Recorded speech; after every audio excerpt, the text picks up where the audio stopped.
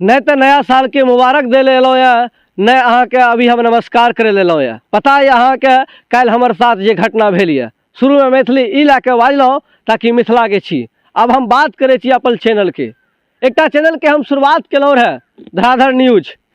जी हाँ, हमने 9 जून 2020 को जब देश कोरोना महामारी में पूरा डूब चुका था, डूबने वाला था, उस 2020 में कोरोना का जब काल था, लॉकडाउन था, उस लॉकडाउन में हम घर में जब कैद थे तो मेरे दिलो दिमाग में ख्याल आया क्यों ना हम क्रांति करें। जो पढ़ाई किए हम अपने क्लासों में, जो हमारे शिक्षक गुरुजनों ने जो हमें सिखाया, क्यों ना हम वो हकीकत में करके दिखलाए। उसी पढ़ाई के बदौलत हमने अपने गांव समाज में अपने सोशल मीडिया के अकाउंट, जैसे कि मेरा खुद का नाम दिलखुश जाता था, तो दिलखुश जा के आईडी से लगातार हम अपने समाज के बारे में, अपने पंचायत के बारे में हो रही गतिविधियों पे मुद्दा उठाते थे। लेकिन मुझे कभी एहसास नहीं हुआ कि काश एक दिन हम मीडिया में काम करेंगे। इतने बड़े चैनल में भी काम करने का मौका मिला है। कई ऐसे चैनल है, दैनिक भास्कर, सच तक, मिथिला मिरर में सेहो काज केलहुँ और अभी कर रहल छी। कतो कतो एहसास नहीं भेल कि एते बड़का चैनल में हम काज करब, कहियो ये एहसास नहीं भेल। धीरे धीरे समय बीतल गेल और अगला अगला पड़ाव आयल। फिर जिंदगी के नया नया पड़ाव में नया नया लोग, नया नया खबर, नया नया जगह गेलहुँ, ओतका बारे में जानलहुँ, अहूँ सबके बतेलहुँ। अब बात हम अपन धराधर के करे छी। 9 जून 2020 के जब देश में लॉकडाउन रहा, वह लॉकडाउन में, उस लॉकडाउन में हमने धराधर न्यूज चैनल का स्थापना किया था। 9 जून 2020 को करीबन 11 से 12 के बीच में धराधर न्यूज इसलिए रखे थे क्योंकि गांव है, हम देहात में रहते हैं, सुदूर देहात में रहते हैं। दरअसल उसके बाद हमने गांव की खबरों को इतनी प्राथमिकता दी कि अब जो हमारे अररिया जिला के बाकी चैनलों वाले हैं वो भी अब गांव पहुंच के रिपोर्ट दिखा रहे हैं। उसके बाद जब हम कभी कभी अररिया के कलेक्टर से मिलते थे, सांसद से मिलते थे, अलग अलग मंत्री, अलग अलग जो नेता थे उनसे मिलते थे, वो पूछते थे ये धराधर कहाँ के भैया, तो हम उनको बताते सर जहां आप नहीं पहुंचते हैं वहां ये धराधर का कैमरामैन और वहां रुपेश और दिलखुश झा पहुंचकर वो जनता का आवाज उठाने का काम करता है। जी हाँ, वही दिलखुश झा हूं मैं और वही आपका ये मैक हाथ में थामे हुए दिलखुश झा हूं मैं। ना तो मैं कोई पिस्तौल लेके किसी के कान में थमा के किसी को धमकी देता हूं, मैं तो सिर्फ देश के सबसे बड़े लोकतंत्र, माफ कीजिएगा विश्व के सबसे बड़े लोकतंत्र में लोकतंत्र की आवाज उठाने निकला हूं। लेकिन मुझे पता नहीं था कि यही लोग मुझे बीच चौराहे पे किसी के आंगन में घुस के मुझे धमकी देंगे, वो भी उन चंद लोग जो सरकारी कर्मचारी है।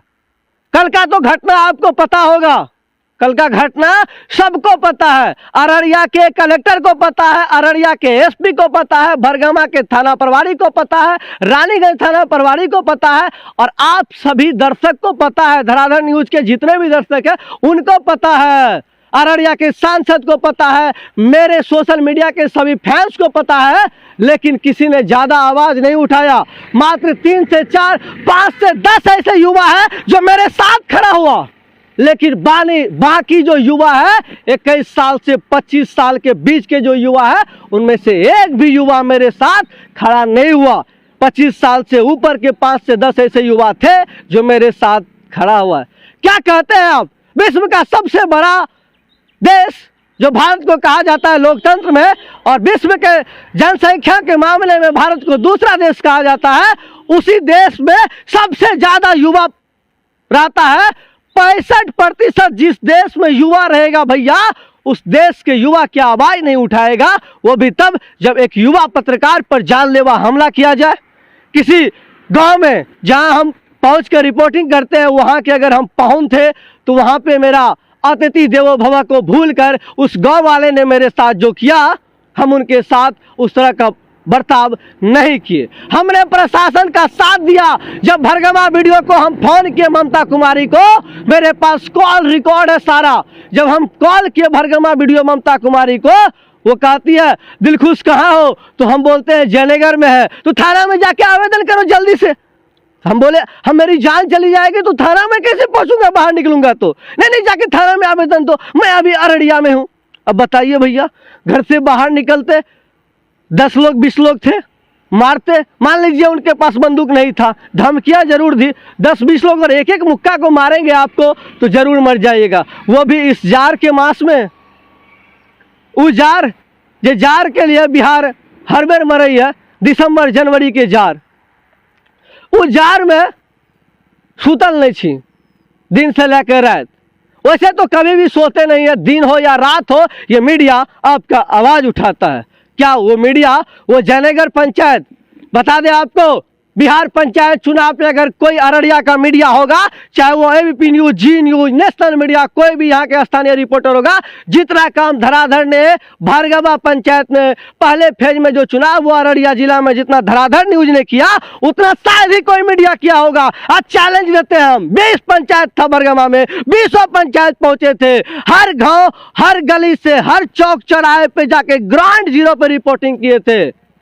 अरे 20 पंचायत था, क्यों ना नेशनल मीडिया 5 पंचायत में पहुंच के ग्राउंड जीरो से रिपोर्टिंग किया? उस समय क्यों आप मुझे देख रहे थे? क्यों आप मुझे देख रहे थे? उस समय अच्छा लग रहा था, आपका आवाज उठा रहे थे हम। मुखिया जी का शो बहुत देखा आपने, सबसे ज्यादा शो किए थे इसी भार्गवा में, भार्गवा जहां प्रशासन सबसे ज्यादा खत्म है, गिर गया है, जहां दिन रात लगातार क्राइम होता है। अररिया जिला में सबसे ज्यादा क्राइम अगर कहीं होता है तो वो भार्गवा है, जो सुपौल से सटा हुआ है। ये हाल है, नरपतगंज से सटा हुआ है, फारबिसगंज से सटा है, फारबिसगंज अनुमंडल है, ये हाल है भार्गवा का। फोन करते हैं तो एसएचओ को कहते हैं आके आवेदन दीजिए, कौन जाएगा? कोई कांस्टेबल नहीं है। तब जाके मेरा फोन खराब हो गया था, छीनाछीन कर रहे थे वहाँ के संजय झा, जो कि जयनगर पंचायत के पोस्ट मास्टर है, उनके साथ जो व्यवहार वो मेरे साथ किए, वो सारा चीज़ आप लोग पहले भी जान चुके हैं। आपको बता दें कि कल हम रिपोर्टिंग के दौरान मुझे ख्याल आया कि वैसे बैठे हुए थे तो ख्याल आया कि एक पोस्टमैन जब आया जयनगर पंचायत के पप्पू झा के आंगन में, काली टोला पड़ता है वार्ड नंबर 7, उसके आंगन में एक पोस्टमैन आया। उन्होंने कहा कि ये लेटर लीजिए, किसी का लेटर है आपके आंगने में। तो मैंने लेटर ले लिया। उन्होंने कहा कि भैया 20 रुपया दोगे तो ही लेटर दूंगा। मैंने कहा भैया ये कौन सा कानून आया नया, ये क्या जयनगर के लिए ही मान्य है? बोला हाँ जी भैया ये जयनगर तक ही सीमित है। तो बोला कैसे भैया? तो कहते हैं देखते हैं, मेरा टांग टूट गया है, साइकिल चला के घर घर पहुँचता हूँ, लेकिन मैं एक इंडियन पोस्ट ऑफिस का कर्मचारी नहीं हूँ, मैं डाकघर का आदमी नहीं हूँ, मैं अपने आप से इस गांव का, समाज का सेवा करता हूँ। उनका समाज का सेवा करना मुझे बहुत अच्छा लगा। एक दिव्यांग होकर वो भी इतने अच्छे काम कर रहे थे, लेकिन ये जयनगर के लोग, क्या बताऊं, ज्यादा नहीं कहूँगा कुछ, बस अपने आप समझ लो तुम किस तरह के लोग हो। आपके गांव में अगर कोई आते हैं तो कहा जाता है भारत एक ऐसा देश है जहां भारत में मेहमानों को भगवान कहा जाता है, हमारे यहाँ अतिथि देवो भव का संस्कार है। क्या भूल गए थे जयनगर पंचायत के लोग? पूछता है धराधर, आज धराधर पूछेगा यहाँ पे आपसे एक सवाल नहीं, पूछता है देश और पूछता है जो ये धराधर आपसे 10 सवाल पूछेगा। अगर ये 10 सवाल का जवाब देंगे जयनगर पंचायत के जनता तो समझेंगे उनके पास हिम्मत है, हमसे बात करने की हिम्मत है। अब मुद्दे की बात पे आते हैं।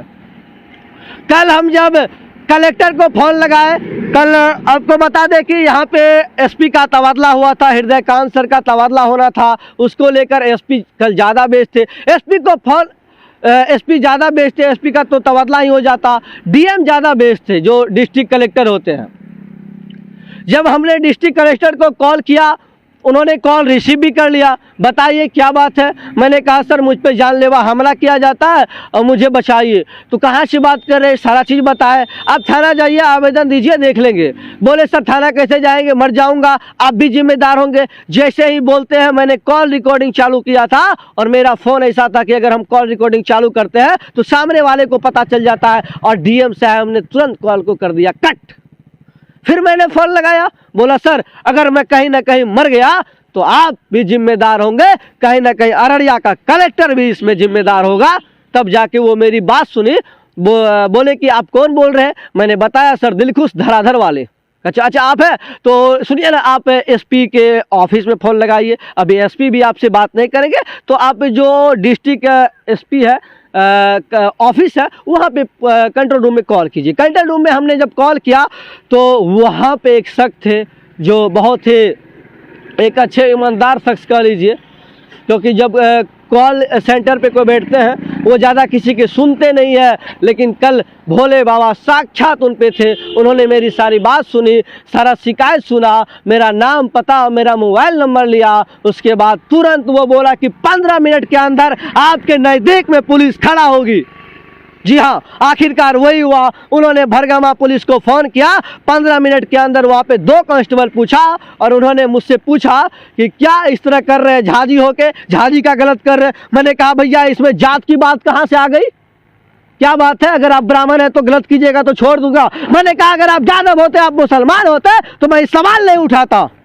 आप ब्राह्मण है तो इसलिए आवाज़ उठा रहा हो, ये सवाल आता है वहाँ पे। अब जाति की बात आ जाती है भैया, यही है जातिवाद। हमारा देश एक है, हम क्यों ना गर्व से बोले कि हम हिंदुस्तान में रहते हैं और हम हिंदू हैं, क्यों ना गर्व से बोले। क्यों हम ब्राह्मण, यादव, शर्मा, सिंह में बट के रह जाते हैं, क्यों बटे हम। तो मैंने कहा मेरा देश भारत है, मेरा घर भारत के हर एक कोने में है। अगर जनेगर इन भारत में नहीं है तो यहाँ पे मैं सवाल उठाना बंद कर दूंगा। वो कांस्टेबल चाहते थे किसी तरह से मेल मिलाप हो जाए और मामला यहाँ पे क्लोज हो जाए। मैंने ऐसा नहीं किया। उन्होंने कॉल लगाया भरगामा के नए थाना प्रभारी, जिनका नाम मुझे नहीं पता था, उनको भी मैं जरा डांट लगा दिया। सर ये कैसे कांस्टेबल को आप भेजे हैं जो मुझे कह रहा है कि मामला को शांत कीजिए, रफा दफा कीजिए, यही आपका कांस्टेबल। तो फिर उन्होंने मुझे बाद में कॉल करने के बाद कॉल किया, शायद वो अपने एक साला था उनका जो परिहारी के थे, छोटू जी, उनका कॉल मुझे आता है कि सर दिलखुश जी बाई छी। कहलिए हाँ बाई छी सरकार, कहूँ ने की काम छे, हम ज़्यादा बेस छी की कहल जाए, जल्दी बाजो। तो छोटू जी ने मुझे बताया कि सुनियो ना, हमर जे झाजी छथिन ओ जे छे भरगामा के नया थाना प्रभारी छथिन। हम कहलिए ओकर नाम तो बताबू अहाँ। तो कहलक कि आदित्य कुमार झा हुनकर नाम छथि। तो हम बोले कि आदित्य झा, तो बहुत अच्छा बात है कि आदित्य झा नाम है, बहुत अच्छी बात है, हमको उससे क्या लेना देना। कल के झा छथिन तो झा जेना बात करूँ तो अच्छा रहत। हम कहलिए हमरा ऐसे कोई नहीं फर्क पड़ैया, कोई झा छे, कोई ब्राह्मण छे, कोई शर्मा छे, कोई डोम छे, कोई चमार छे, ऐसे हमरा कोई फर्क नहीं पड़ैया जातिवाद से। कल के दिन अहाँ बात करूँ, FIR अहाँ के जरूर लिखल जात। तब हमरा आश्वासन दिलक ओकर साला छोटू जे परिहारी के छथि। उसके बाद हमने वहाँ प्लान बनाया कि कल सुबह शुक्रवार का जब रात बीतेगा, देर रात होगा, रात में थोड़ी चैन की नींद सो लूँगा। दिन भर वहाँ पे हम खाना नहीं खाए थे, पानी नहीं पिए थे, बार बार प्यास लग रहा था, अभी भी लग रहा है जिस तरह से बोल रहे हैं आपके सामने। मैं अपना आवाज़ उठाने नहीं आया हूँ, ना तो मेरा घर जनेगर पंचायत में है, ना मेरा प्रखंड में भरगामा प्रखंड में घर है। मैं रानीगंज का निवासी हूँ, सब जानता है दिलखुश झा बोगलहा पंचायत के वार्ड नंबर 8 का निवासी है। अगर है जनेगर पंचायत के किसी में हिम्मत तो बोगलहा पंचायत के वार्ड नंबर 8 में आके मुझे टच करके दिखलाओ, तब समझूंगा हिम्मत है आप में। घर में कहा जाता है कुत्ता भी शेर होता है, लेकिन ये दिलखुश झा देश के हर एक कोने में शेर है।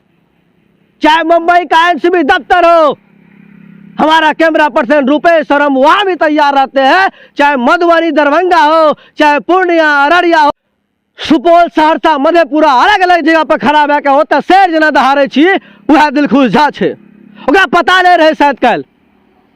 उसके बाद कल शाम जैसे हुआ, उनका एक बेटा आया कि मामा माफ कर दियो, हम तो भगना लागब। तखन अहाँ के मामा नहीं रही हम कि हमर फोन छीन लिया, हमरा पर जानलेवा हमला के लिए हमर माथा के केस पकड़लक अहाँ के पिताश्री।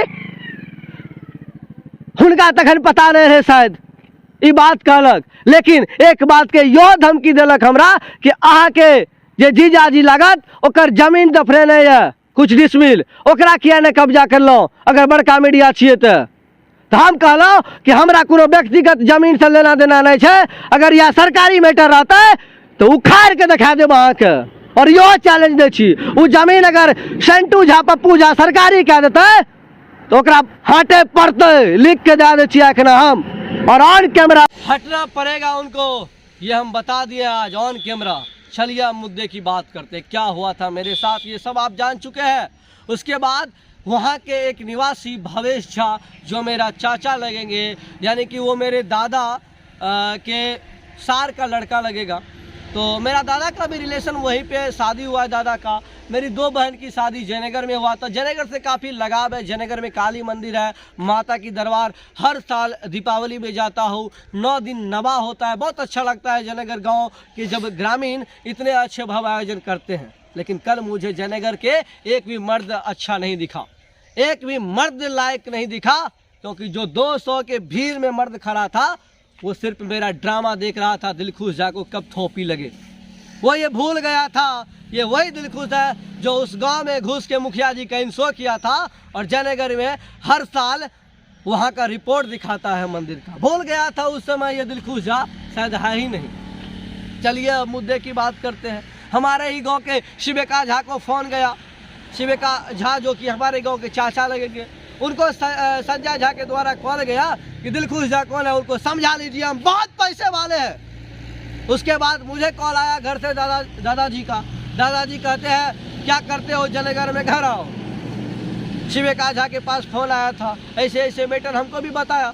तो शिवेका झा ने उनको जवाब दिया संजय झा को, दिलखुश झा पैसा वाला नहीं है, वो एक गरीब बाप का बेटा है, वो एक गरीब बच्चा है, लेकिन पैसा वाला को नीचे दबा के रखता है, उनकी बोलती को बंद करके रखता है। उसके बाद संजय झा का हवा टाइट हो गया।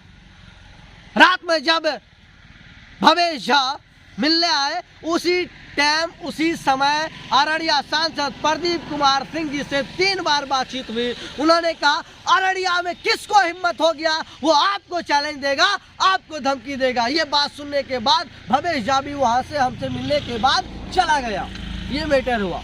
फिर रात में हमने अचानक प्लान को चेंज किया। रात को हमने खाना खाने के बाद करीबन 11 बज रहे होंगे, वहाँ से बाइक लिए, अपने चाबी लिए। उसके बाद गाड़ी में सारा सामान था ही मेरा, गाड़ी स्टार्ट किया, पहुँचे भरगामा। भरगामा में 2 कस्टमर सोए हुए थे, आवेदन नहीं ले रहा था, बोला कल सुबह आइएगा। हम बोले कोई मर जाएगा कल सुबह आएगा? यही है आपकी प्रशासन, यही आपकी सुशासन की सरकार की पुलिस। बाहर निकला, कौन है रे इतना चिल्लाता है? मैंने कहा प्रेस से हूँ, क्या कर लीजिएगा बोलिए। तो बोलता है अब बताइए क्या बात है। मैंने कहा प्रेस का नाम लिया तो बोलती क्यों बंद हो गई, बताइए जरा। उसके बाद प्रेम से बात करने लगा, क्या बात है बताइए। तो मैंने सारा मामला बताया। फिर भी बोला कि FIR तो कल ही होगा, रात में FIR नहीं होता है, मुंशी नहीं है, थाना प्रभारी नहीं है। मैंने भी बात को मान लिया, लेकिन मुझे फिर आदित्य जी की याद आ गई। तो आदित्य जी को कॉल लगाए, जो भरगामा के नए थाना प्रभारी बने हैं। उनको कॉल लगाए, उन्होंने कॉल रिसीव किया, फिर उनके कांस्टेबल को दिए, तो जय हिंद सर, स्पीकिंग। उसके बाद वो अपना कागजात लिए और स्विमिंग मुझे फिर भी नहीं दिया। मैंने फोटो कैद कर लिया, थाने के बाहर मैंने वीडियो बना लिया कि मैंने आवेदन दे दिया और आज जाऊंगा पूछने के लिए FIR का कागजात मुझे भी दिखाइए क्या हुआ। तो सोचे कि आज भरगामा जाके FIR कॉपी देखेंगे, लेकिन फिर फोन पे जानकारी मिले कि मेरी FIR हो चुका है। मैंने जो FIR दिया था संजय झा के खिलाफ वो हो चुका है। उसके बाद कुछ लोगों ने बोला कि अगर आपका थाना रानीगंज सर्कल में आता है तो रानीगंज में भी FIR देना होगा। फिर हम रानीगंज थाना सुबह जब पहुंचे तो वहां पे थाना प्रभारी जो है कौशल कुमार जी, उन्होंने कहा कि दिलखुश जी यहाँ पे देने की कोई ज़रूरत नहीं है, अगर आप भरगामा में दे दिया है तो वहाँ से ही आपका केस देखा जाएगा और वहाँ से ही सारा चीज़ प्रक्रिया किया जाएगा। तो उसके बाद मुझे ख्याल आया कि क्यों ना हम एक बार अररिया जाए, SP साहब से भी मुलाकात हो जाएगी, क्योंकि हाल ही में SP साहब का तबादला हुआ है। लेकिन आज अररिया गेस्ट हाउस में एक विदाई समारोह था, जिसमें अररिया की सभी प्रशासन, जैसे कि सभी थानों के थाना अध्यक्ष, डीएसपी, उसके बाद डीएम, एसपी सभी थे। एसपी हृदयकांत सर जो कि अररिया के एसपी रह चुके हैं और आज से उनका यहाँ से कार्यकाल समाप्त हो जा रहा है। तो और सबको पता है कि उनका कार्यकाल बहुत ही अच्छा रहा अररिया को लेकर। खासतौर पे अगर क्राइम की बात करें तो उसमें भी उन्होंने कंट्रोल किया। अगर कुछ घटना हुआ तो उन्होंने 10 दिन के अंदर जो किया, घटना को, क्राइम को अंजाम दिया, उन तक पुलिस पहुंचकर उनको गिरफ्तार किया। अब रही बात हृदयकांत सर की, यहाँ उनकी बात नहीं गिरा रही कि कितना काज किया नहीं किया, लेकिन बहुत अच्छे इंसान है। हमसे जब भी मुलाकात होती है मुस्कुरा के होती है, चाहे बिहार पंचायत चुनाव हो, चाहे कभी अररिया जाला हो। आज भी हम गेस्ट हाउस गए तो वहाँ पे मुझे जब विदाई समारोह में सबको बोलने का मौका दिया जा रहा था, अचानक से एसपी साहब और डीएम प्रशांत सर का नज़र मुझ पे पड़ गया। तो मुझे भी उन दोनों सर ने इनवाइट कर दिया कि दिलखुश जी आप भी आइए, कुछ बोलिए, हृदयकांत सर के बारे में कुछ बोलिए, पत्रकार की बारी है। तो पत्रकार में 2-4 और भी पत्रकार थे, लेकिन सिर्फ मुझे ही बुलाया। जैसे ही मुझे बुलाया तो कहे छी मिथिला सब छी तो मैथिली में प्रणाम करे छी, सबके नीक लागल, क्योंकि मिथिला के बेटा छी, मैथिली बाजलहुँ, ओतऽ बहुत बढ़िया मैथिली बाजलहुँ, सारा चीज़ बतेलहुँ कि सर के कोन काज रहलै बिहार पंचायत चुनाव में, केना देखलक। उसके बाद हमने कहा कि सर मेरे साथ कल बहुत अन्याय हुआ, अगर ये अन्याय पे मुझे न्याय नहीं मिलेगा, ये असत पे सत्य की अगर जीत नहीं होगी तो ये बेइज्जती हो जाएगा हमारे सबसे अच्छे एसपी साहब हृदयकांत सर का। तो एसपी साहब ने कहा, मुस्कुराए और बोले जी हाँ जरूर इस पे कार्रवाई किया जाएगा। जैसे कि पता है कि नया एसपी आएंगे, उन तक भी इन घटनाओं को लेकर मैं अररिया जिला मुख्यालय जाऊंगा। आपको बता दें कि उसके बाद प्रेस मीडिया की सभी बंधु ने कैमरा में वीडियो को कैद किया। हमने भी आपको अपने चैनल के माध्यम से वो वीडियो दिखा दिए हैं, कैसा लगा आप भी देख चुके हैं। लेकिन दोनों सर बड़ा सहयोग के बहुत दुख है कि यार हमारे सर इतना से विदा भए जाए, लेकिन सर के बहुत बहुत प्रणाम करे छी, एते आशीर्वाद देलहुँ हमरा। लेकिन हमरा साथ कल एक बहुत बड़का घटना भेल, जकर बाद हम सरों के बतले रही कि भरगमा के जयनगर पंचायत में एक जे छै पोस्ट मांगे छै, हमरा साथ गोली मारे के धमकी देलक। ओकर रिपोर्ट हम थाना में लिखेने छी। सर के बता देलहुँ, जरूर सर के जानकारी देलहुँ। हम चाहे छी ओकरा पर कार्रवाई हुए, ओकरा पर एक्शन लिया जाए। एक्शन अगर नहीं लिया जाए कहीं हमर बेइज्जती नहीं है कि हमर सर के हृदयकांत सर 6 बजे तक पुलिस अधीक्षक रहे, ओकर बेइज्जती भए जेतै, कियाकि आज तक ओकर कोनो ऐसा बेइज्जती नहीं भेलै। तो सर से आभारी छी, बहुत बहुत धन्यवाद। बहुत बहुत धन्यवाद। हम लोग की शुभकामना है, जितना लोग हैं। रही बात न्याय की, हम देश के मीडिया संस्थान से पूछना चाहेंगे, क्या जब पत्रकार को धमकी मिलती है उस समय आप स्टोरी तैयार क्यों नहीं करते हैं भाई? जब बुद्धिनाथ झा अविनाश जब मर जाता है तो उसके घर पे 10 दिन लगातार दौड़ते हैं, 10 दिन कवरेज करते हैं, क्यों? टीआरपी के होड़ में करते हैं आप सभी। क्या अविनाश झा जब स्वास्थ्य के लिए लड़ रहा था वही बेनीपट्टी मधुबनी में, तो उसके खिलाफ आप सभी साथ क्यों नहीं दिए थे? जब अविनाश झा अकेला चल पड़ा था देश बदलने, बिहार बदलने, तो उसके पीछे लाइन में क्यों नहीं खड़े हुए थे? आज वही हाल मेरे साथ है कि हम गांव घर की खबरें को दिखाते हैं, उजागर करते हैं अपने सहयोगी रुपेश के साथ, हम दो मिल के, और कई लोग हैं मेरे टीम में, वो सब मिलकर काम करते हैं, गांव की खबरों को उठाते हैं, लेकिन कोई साथ नहीं देता है। कल भी यही हुआ, जब धमकियां मिली तो कुछ लोगों का साथ मिला जो निजी व्यक्तिगत हमसे संबंध रखते हैं। उनमें कुछ युवा समाज सेवी, तो कुछ अपने भाई, कुछ अपने दोस्त का सहयोग मिला। ये हाल है। आखिरकार मीडिया के बंधु को भी हमने खबर भेजा, मीडिया के बंधु को भी हमने सारी प्रक्रिया को भेजा, लेकिन मीडिया के एक भी बंधु, आज के अखबार, कोई भी टीवी, कोई भी न्यूज चैनल, इलेक्ट्रॉनिक हो या न्यूज़ पोर्टल हो वहाँ पे मेरी खबरें प्रकाशित नहीं हुआ। सिर्फ धराधर न्यूज़ एक पब्लिक वाणी है, अभिषेक जी चलाते वो लगाए, और भी बाकी को मैंने खबरें भेजा, खबर नहीं लगा। क्यों जब ये दिलखुश झा की मौत हो जाएगी तो ये खबर लेने आप उनके पिता के पास, उनके माँ के पास, दादा के पास, दादी के पास, उनके भाई के पास, उनके बहन के पास, जयनगर, कुछ जो मेरा गांव है बोगला पंचायत वार्ड नंबर 8, वहाँ पहुँचिएगा। वहाँ इसलिए पहुँचिएगा ना कि आपको टीआरपी मिले, ज़्यादा लोग देखे। ऐसा क्यों करते हैं? लोकतंत्र में लोकतंत्र की आवाज़ उठाना नहीं जानते हैं तो किसी के साथ खिलवाड़ भी मत कीजिए। इसलिए वार्निंग है मेरा ये। और अब से लगातार जो हमारा शो है वो कंटिन्यू हो रहा है। कैमरा पर्सन रुपेश की वापसी हो चुकी है और मैंने भी अब ठान लिया हूँ, हाँ मैं अररिया का वासी हूँ, अररिया में रहूँगा, अररिया में लोकतंत्र की आवाज़ को उठाऊँगा। ये अररिया तक आवाज़ मेरा नहीं उठेगा, ये आवाज़ देश के लिए कुछ। ठीक उसी दिन जिस दिन मुझ पे घटना हुआ, कुछ शेर मैं लिखा हूँ जिसे आप कविता कह सकते हैं। उन कविताओं को मैं सुनाता हूँ, एकदम उन्हें सुनिए। अगर अच्छा लगेगा तो इस वीडियो को इतना शेयर कीजिएगा, देश के जो बड़े बड़े मीडिया संस्थान हैं उनके कानों में गूंजे ये कविता और ये वीडियो। तो चलिए अब आते हैं हम कविता पे।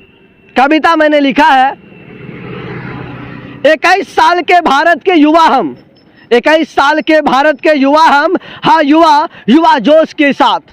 21 साल का युवा हम, भारत में क्रांति करने निकला हूँ।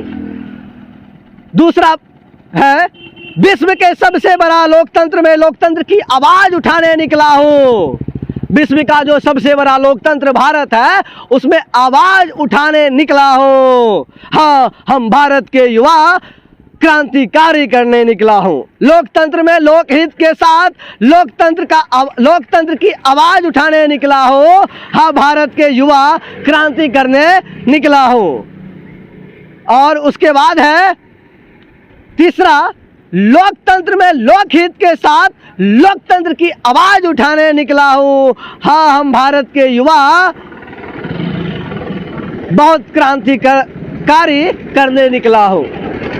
उसके बाद मैंने लिखा है, देश में हो रहे अन्याय के खिलाफ, देश में हो रहे अन्याय और भटक रहे मुद्दे पर मीडिया से सवाल करने निकला हो। हाँ भारत का 21 साल का युवा, हम भारत में क्रांतिकारी करने निकला हूँ। दादा दादी माँ बाप, दादा दादी माँ बाप, भाई बहन सभी के प्यार को छोड़कर देश हित के मुद्दों पर आपसे लोकतंत्र की बात करने निकला हो। हाँ 21 साल के युवा हम क्रांतिकारी करने निकला हूँ। उसके बाद है, आखिर क्यों देश की मीडिया संस्थान, आखिर क्यों देश की मीडिया संस्थान देश हित को छोड़ के राजनेताओं की बात उठाने निकला है।